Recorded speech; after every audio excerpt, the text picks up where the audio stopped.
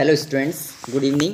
तो देखिए, हमने कल जो टॉपिक किया था उसको ही हम थ्योरी को और जान लेते हैं, कंटिन्यू करते हैं।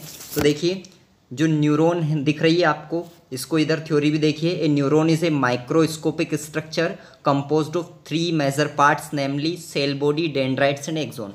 यानी कि एक जो तंत्रिका होती है, न्यूरॉन होती है, वो एक सूक्ष्मदर्शी संरचना होती है जो 3 भागों से मिलकर बनती है। कोशिकाकाई, दुम्राक्ष एवं तंत्रिकाक्ष। कोशिकाकाई को साइटोन या सेल बॉडी कहा जाता है, दुम्राक्ष को कहा जाता है डेंड्राइट्स और तंत्रिकाक्ष को एक्सोन कहा जाता है, जो आपको दिख भी रहे हैं डायग्राम में। इसके बाद देखिए, the cell body contains cytoplasm with typical cell organelles and certain granular bodies called Nissl's granules.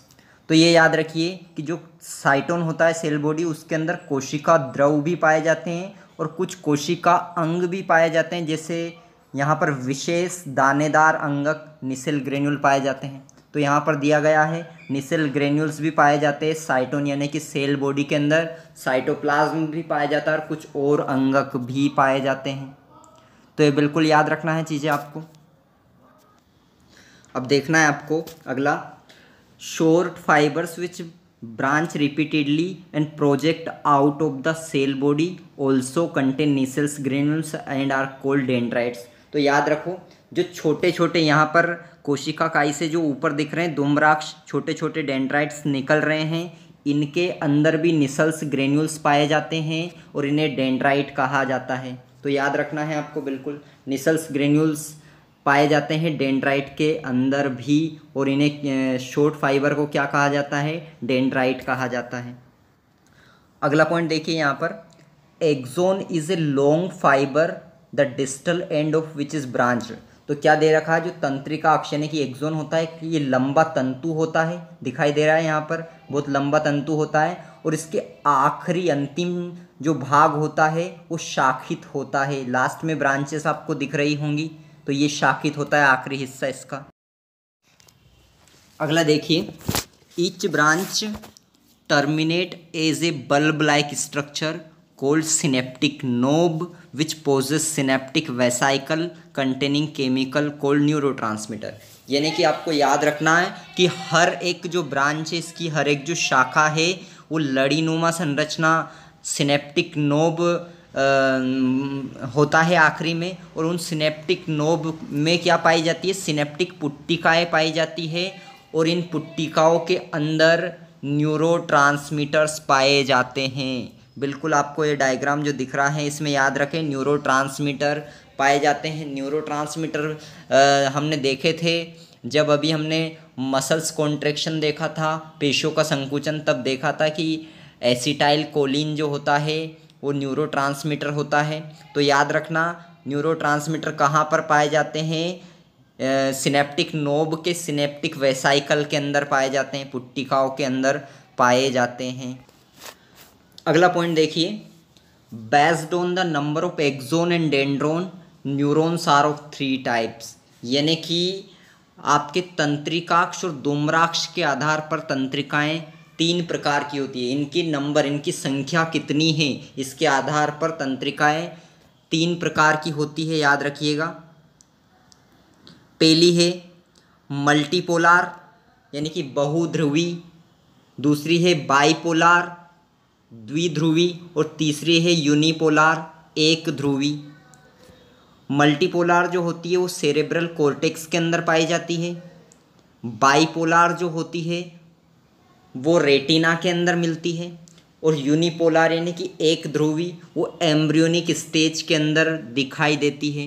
तो बिल्कुल मोस्ट इम्पोर्टेंट है, यहाँ से बिल्कुल क्वेश्चन आता है, तो आप बिल्कुल याद रखिएगा कौन कहाँ पर पाया जाता है। तो अगला देखिए यहाँ पर, based on the Schwann cell nerve cell are of 2 types. अगर स्वान कोशिका के आधार पर हम देखें तो तंत्रिकाएं 2 प्रकार की होती हैं। एक तो जिनमें स्वान सेल प्रेजेंट हो उन्हें माइलिनेटेड यानी कि आच्छादी कहा जाता है, और दूसरा जहाँ पर स्वान सेल नहीं पाई जाती है उन्हें आच्छादहीन यानी कि नॉन माइलिनेटेड कहा जाता है। याद रखिएगा इसमें जो माइलिनेटेड यानी कि आच्छादी तंत्रिकाएं होती हैं वो कहाँ पर पाई जाती है, तो स्पाइनल और क्रेनियल नर्व, याद रखना, मेरुरज्जु और जो ब्रेन की नर्व होती हैं, तंत्रिकाएं होती हैं, वहाँ पर पाई जाती है। और नॉन माइलिनेटेड की अगर हम बात करें तो नॉन माइलिनेटेड पाई जाती है एसएनएस, सोमेटिक नर्वस सिस्टम, और ऑटोनोमिक नर्वस सिस्टम, यानी कि स्वायत्त तंत्रिका तंत्र जो होता है और कायिक तंत्रिका तंत्र होता है, यहाँ पर पाई जाती है। ये भी मोस्ट इम्पोर्टेंट यहाँ से याद रखिएगा बिल्कुल। यहीं से हम अब नेक्स्ट टॉपिक को देखते हैं। तो देखिए आपको दिख रहा है जो मानव तंत्रिकी तंत्र यानी कि ह्यूमन न्यूरल सिस्टम की हम यहाँ पर बात कर रहे हैं। तो यहाँ पर एनसीईआरटी की लाइन टू लाइन आपको बिल्कुल अच्छे से देखना है। पहला देखिए यहाँ पर हिंदी में देखिए, हिंदी इंग्लिश दोनों एक साथ ही देखते रहना आप, और यहीं पर समझ में आ जाना चाहिए सब कुछ। मानव का तंत्रिकी तंत्र दो भागों में विभाजित होता है। अगर ह्यूमन नर्वस सिस्टम की हम बात करें तो दो भागों से मिलकर बनता है। पहला है केंद्रीय तंत्रिका तंत्र यानी कि सेंट्रल नर्वस सिस्टम, और दूसरा है परिधीय तंत्रिका तंत्र जिसे पेरिफेरल नर्वस सिस्टम कहा जाता है। तो सेंट्रल नर्वस सिस्टम जो दो चीज़ों से मिलकर बना हुआ है नर्वस सिस्टम, केंद्रीय यानी कि सीएनएस से और परिधि यानी कि पीएनएस से मिलकर बना हुआ है। अगर हम बात करें सीएनएस की, सेंट्रल नर्वस सिस्टम की यानी कि केंद्रीय तंत्रिका तंत्र की, तो इसके अंदर एक तो मस्तिष्क आता है यानी कि ब्रेन आता है, और एक आता है मेरुरज्जु जिसे कहा जाता है स्पाइनल कॉर्ड। तो सीएनएस के अंदर कौन कौन आता है, मस्तिष्क, ब्रेन और मेरुरज्जु यानी कि स्पाइनल कॉर्ड आता है, याद रखना। और यहाँ पर क्या होता है, सूचनाओं का संसाधन एवं नियंत्रण यहीं पर होता है, यानी कि जो भी इंफॉर्मेशन है उनका प्रोसेसिंग और कंट्रोल कहाँ पर होता है, सीएनएस के अंदर होता है, यानी कि मस्तिष्क और मेरुरज्जु के अंदर होता है, याद रखना है। अब हम बात करें अगर पीएनएस की यानी कि परिधि तंत्रिका तंत्र यानी कि पेरिफेरल नर्वस सिस्टम की, तो इसके अंदर क्या होता है, जो केंद्रीय तंत्रिका तंत्र से जितनी भी प्रकार की यानी कि बाहर वाली जो नर्व्स होती है एसोसिएटेड होती है, बाहर वाली तंत्रिकाएं जुड़ी हुई होती है, वो मिलकर निर्माण करती है परिधि तंत्रिका तंत्र का। अब अगर हम बात करें परिधि तंत्रिका तंत्र की, तो इसके अंदर यानी कि पीएनएस के अंदर दो प्रकार की नर्व्स होती है, दो तरह की तंत्रिकाएं आती है पीएनएस के अंदर। पहली संवेदी या फिर जिसे अभिवाही कहा जाता है यानी कि अफरेंट फाइबर आती है पहली। ये क्या करती है, अफरेंट फाइबर जो होती है उस सारी इन्फॉर्मेशन को कहाँ से कहाँ ले जाने का काम करती है, याद रखना है, अंग से तो सीएनएस की तरफ यानी कि केंद्रीय तंत्रिका तंत्र की तरफ सूचनाओं को लाने का काम करती है संवेदी या फिर अभिवाही तंत्रिका। और अगर हम बात करें इफरेंट फाइबर यानी कि चालक या फिर प्रेरक या फिर अपवाही भी कहा जा सकता है।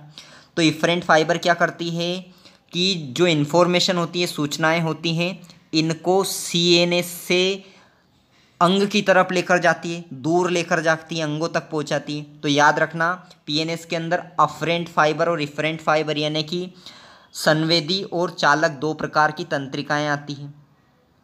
ठीक, अगर हम बात करें पीएनएस की, तो पीएनएस को दो भागों में डिवाइड किया जाता है। परिधि तंत्रिका तंत्र दो भागों में विभाजित होता है।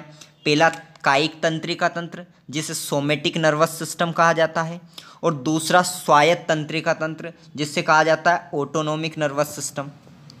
क्लियर?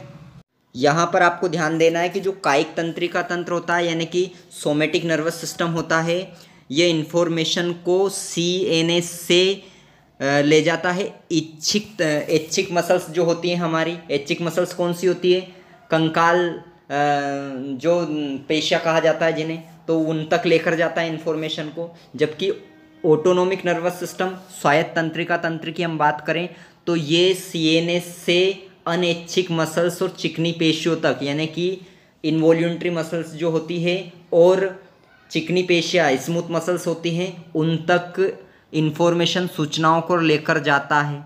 ये बिल्कुल याद रखना है, यहाँ पर हर चीज़ें इंपॉर्टेंट है यहाँ पर। और हमें ये ध्यान देना है कि जो ऑटोनोमिक नर्वस सिस्टम है, स्वायत्त तंत्रिका तंत्र है, इसको भी दो भागों में विभाजित किया गया है।